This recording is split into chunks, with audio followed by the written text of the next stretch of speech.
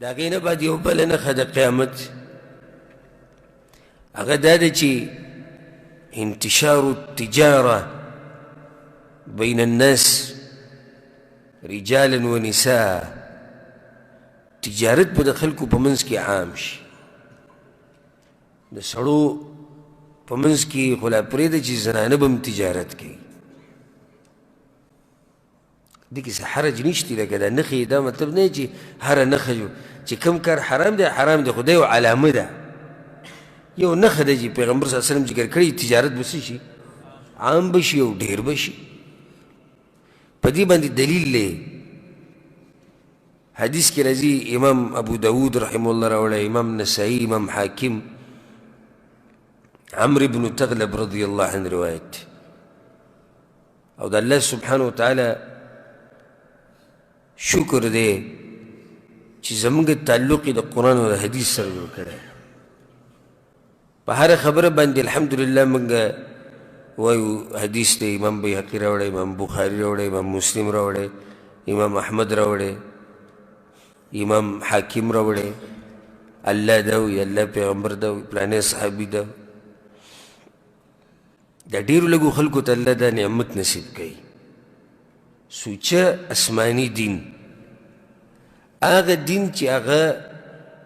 مکه مدینه کې نازل شوی دی، هغه دا دین دی،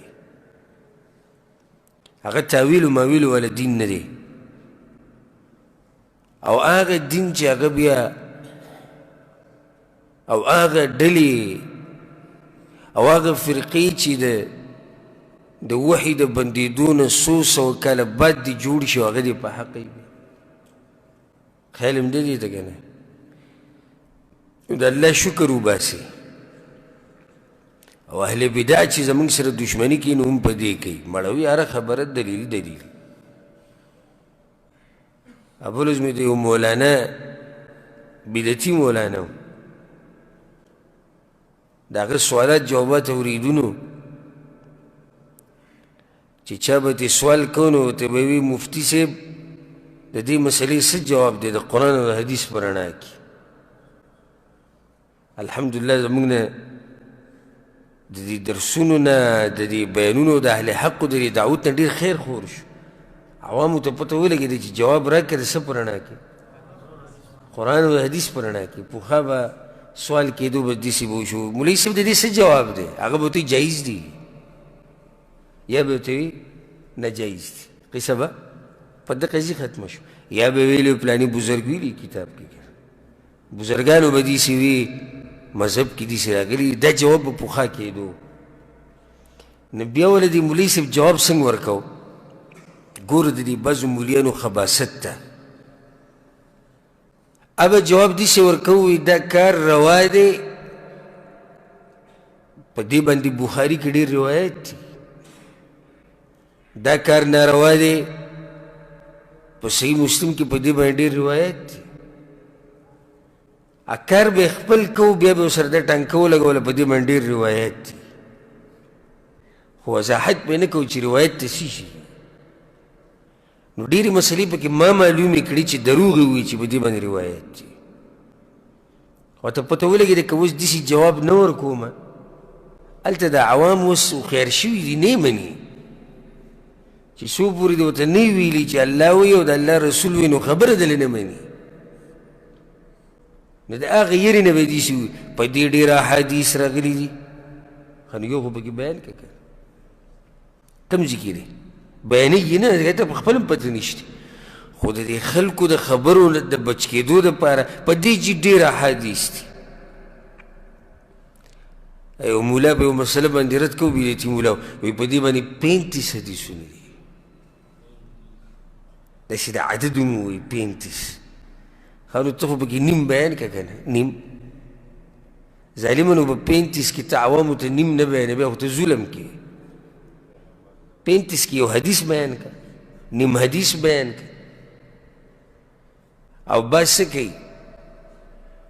یو ملا مې لیدلی هغه یو حدیث بیانو خو په جدا جدا کتابونو کې راغلی. اوس یو حدیث دی په صحیح بخاري کې هم په دغه متن په دغه سند سره دی، په صحیح مسلم کې هم دی، سنن ابي داود کې ټول دا به ټول یو حدیث شمارلی کېږي، دا به ټول یو حدیث شمارلی کېږي خو جدا جدا محدثینو خپل کتاب کې راوړی نو هغه به څه واوره حدیث نمبر 1 پلانی کتاب کې دی حدیث نمبر 2 پلانی کتاب کې دی حدیث نمبر 3 هم دقه حدیث دی خو جدا جدا کتابونو کې نو بیا په آخره کې ووي 18 حدیثونه دي په دې باندې عوام غریبانان بیا دقه موږ ته وایي یاره نو هغه هم حدیثونه بیانول مخکې یو خبر نه دی د حقیقت نه چې د حدیثونه د څه بیانول هم د دې د لاسې بله ورځ زمونږ جومات وران کړو په کوهاټ کې زمونږ د جومات د ورانولو وجه دا وه اهل بدعو چې زمونږ د جومات وران کړو نو د هغې وجه دا وه ښه صفای ووې یو کس انټرویو ورکوله تبلیغی امیر صاحب نو دلته به بیا دوی فتوې ورکوي او زمونږ مولیان خپلې فتوې ورکوي نو بیا به خلک څه شي ګډوډ به شي ګډوډ به شي ګډوډ به شي چې خلک به خبر شي چې مفتي صاحب ته د کوم ځای لګي هلته خو هغه دا ووایي نو چې دا خلک زمونږ په دې دغه کې پاتې شي په دې زمونږ د دې باچایي او تسلط لاندې پاتې شي څوک ورته حق بیان نه کړي نن مې دغه یو کس خبرې اورېدې ضمیر انسانیت اسلام او ایمان او غیرت چې سړي کې مړ شي زمونږ پتنګانو یا بل ورځ یو جومات شهید کړی دی داسې په فخر سره ورب الکعبه د الفاظو الله په کور کې د قسم خورم وایي زمونږ پتنګانو یا بل ورځ یو جومات وران کړی دی او شهید کړی دی او ډېر ښه کار یې کړی اخر دشمني دې حده پورې ورسېده مندر ته ته څه نه وایي درگاه و دربر آباد دی گیرجا آباده ده هر څه آباد دي ولې د دې اهل حقو د جومات تاسې پرانې د هغې وجه دا ده چې دوی بیا د خلک په دې راړئ چې قرآن او حدیث اوس موږ چې دا څومره درسونه کوو د علامې زه بیانوم تاسو ته وایم دا نښه ده بیا به حدیثونه شروع شي تاسو په دې عادت شوئ اوس چې کوم ځای کوم تاسو یو بیان کې کښېنئ که نه دا تجربه وکړئ او تاسو ته به تجربه هم شوي چې کله هم تاسو د یو ملا بیان ته کښېناستئ او قرآن او حدیث پکې نه و تاسو له به خوند نه درکوي او تاسو چې د جومات ته راوځئ نو د یو بل سره به لګیا شي مړه او ټولې خپلې خبرې وکړي خو یو ځای کې ونه وي چې الله وایي د الله رسول الله وایي او موږ تقریرونه اورېدلي د دې مولیانو قرآن او حدیث سره چې نه لګي په ګینټو ګینټو تقریر به وکړي خو قال الله او قال رسول به پکې وانه اوري او تقریر به په ګینټو ګینټو وکړي او بعض په خټه کې اوبه ښه ډېره کړي چې نوم نالي د پیغمبر او چې ویلی یو منګړت روایت به بیان کړي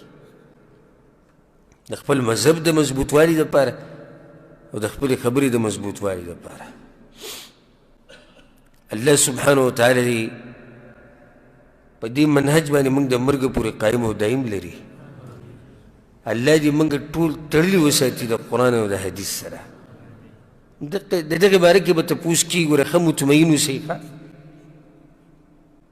شکیان خو نه یې ښه مطمئن اوسئ قبر کې هم دغه تپوس دی رب اسلام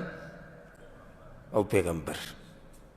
دغه درې تپوسونه ماذا عجبتم المرسلین پیغمبرانو چې ته څه ویل هغه منلی او که نه ومنلی قرآن چې ما کوم در لېږلی و هغه منلی او که نه ومنلی همدا تپوس دی بل تپوس ګوره نشتی بل تپوس نشتی نو تیاری وکړئ د دغه تپوسونو دپاره په دې طریقه باندې چې قرآن او حدیث هغه عملي کوي په خپل ژوند کې یې راولئ الله دې موږ له توفیق راکړي ښه ما کومه نښه ذکر کوله تجارت به عام شي تر دې چې زنانه به هم تجارت کوي حدیث په دې باندې واوره امام ابو داود الطیالسي او امام نسائی امام حاکم رحمهم الله دې درېونو د روایت راوړی د عمرو بن تغلب رضی الله عنه ان من اشراط الساعه د قیامت علامات وی دا دي پیغمبر صلی الله علیه وسلم ډېر علامات په دغه حدیث کې ذکر کړي دي یو یې پکې دا ذکر کړی ده وتفشو التجاره تجارت به څه شي عام شي بل دلیل به مو واله چې زړه دې ښه مطمئن شي امام احمد بن حنبل رحمه الله او امام حاکم د حدیث راوړی د عبدالله بن مسعود رضی الله عنه ان بین یدی الساعه د قیامت نه مخکې به دا کارونه لازم کیږي تر دې چې پیغمبر صلی الله علیه وسلم پکې بیا دا ذکر کړو وتفشو التجاره او تجارت به عام شي حتى تعين المرأة زوجها على التجاره تر دې چې ښځه به د خاوند مرسته کوي په تجارت کې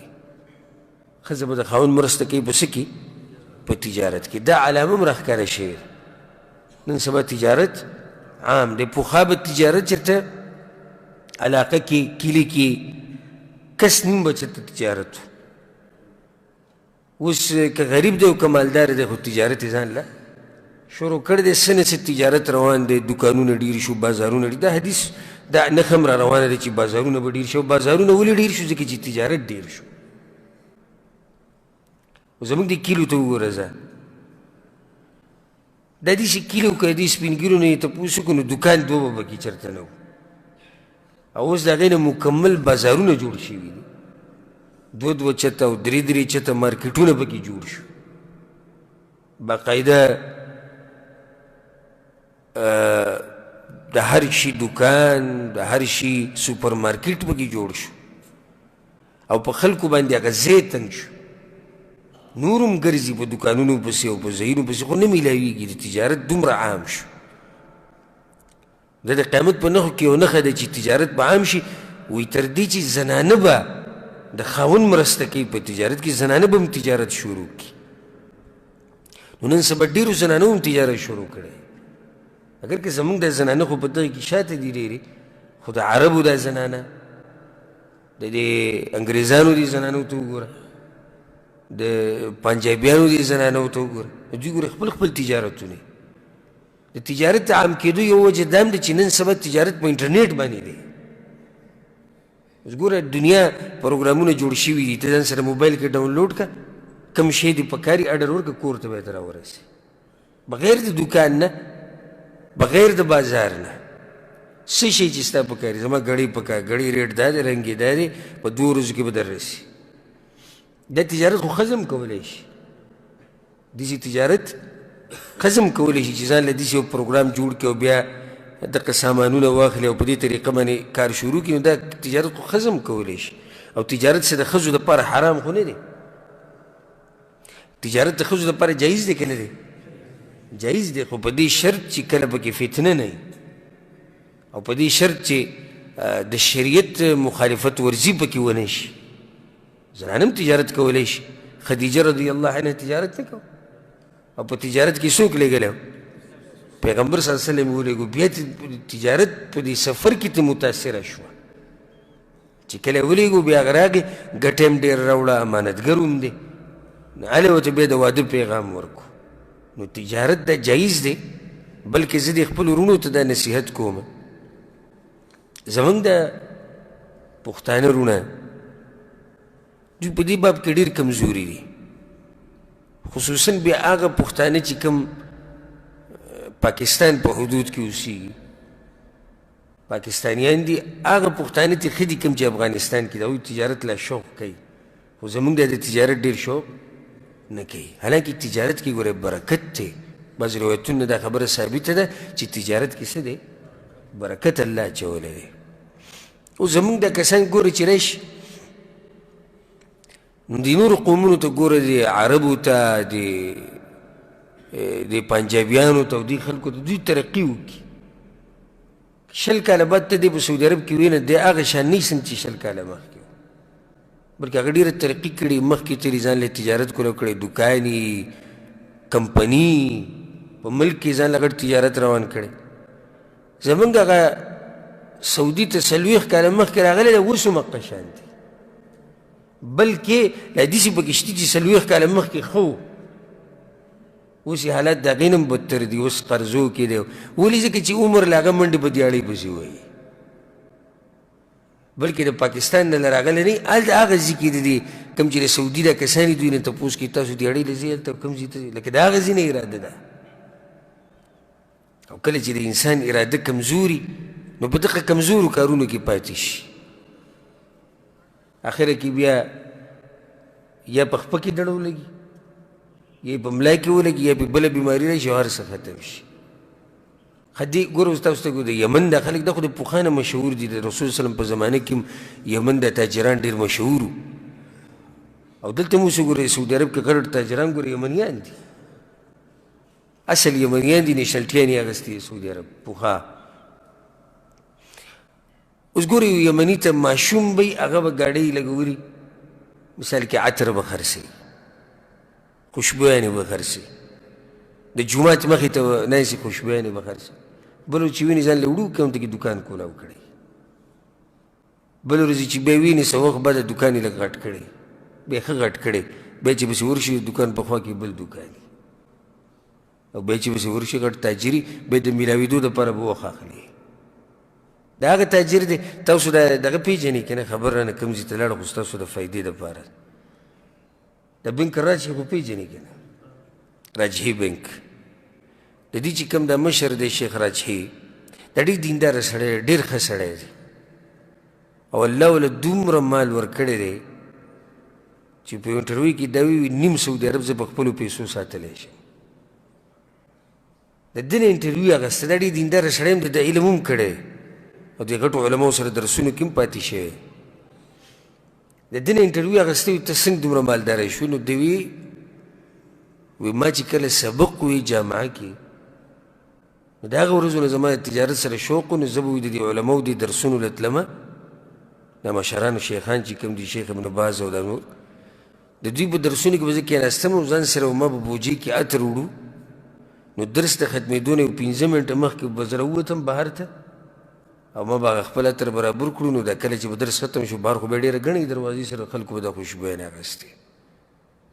یو ځای کې بل ځای کې ورو ورو هغه تجارت الله غټ کړو. نن هغه سړی دی چې هغوی نیم سعودي زه ساتلی شم په خپلو پیسو، او زما استاد دقه دیاړي ده، دیاړي د مرګه پورې دیاړي ده، په هغې کې مړ شي. وړوکی تجارت شروع که، خو شروع یې که تجارت. بل زمونږ دا پښتانه دي چې په دې تجارت کې بزدلي دي، یېرېږي. ټوټل به ورسره 15 زره پراته وي، په 50 زرو باندې دی پیدا 50 زره غواړي. کله تجارت شروع کړي ته ګټه به کوي که نه به کوي؟ نو تجارت خو یا به ګټه کوي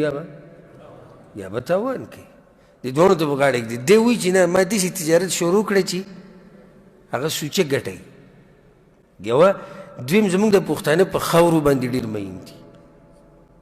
پیسې راوړي او په خاوره کې ورننه باسي، پیسې راوړي او په ځمکو کې ورننه باسي. اوس دلته دا سعودیان دي څومره مالداره خلک دي، خو ته یې تپوس کوې ستا ځمکه کمې ده؟ وایي دغه کور مې دی بس. ښه دی به کروړپتي لکپتي نوره ځمکه یې نه وي، نو په دې نورو پیسو تا څه کړي دي؟ وایي پلاني ځای کې مې تجارت دی، 4 مې پکې ښځې کړي دي، دا مې ګاډي دي، دا مې بچي دي، د ژوند نه مزې یې واخلي. زمونږ هغه ویې ګټي کور خوا کې اوس ځمکه پې وایي